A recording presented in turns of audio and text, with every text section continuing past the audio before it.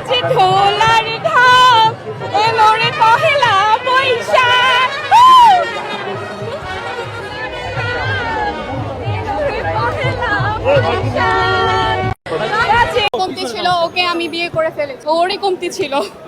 এখন অলরেডি হারিয়ে ফেলেছি খুঁজেও পাচ্ছি না আমি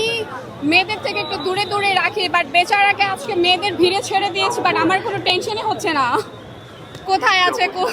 না কোনো টেনশন হচ্ছে না মনে হচ্ছে আগে আমি এনজয় করি তারপরে ও নতুন করে শান্তি দেখছি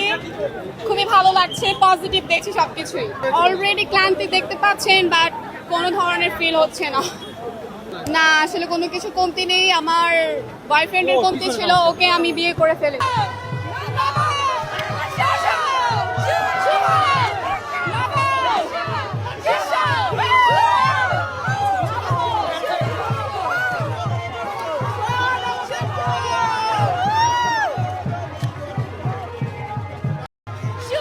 এখন আপনারা কি বলতে চাচ্ছেন ভিডিওটা পুরো দেখবেন দেখার পর আপনার অনুভূতিটা বলবেন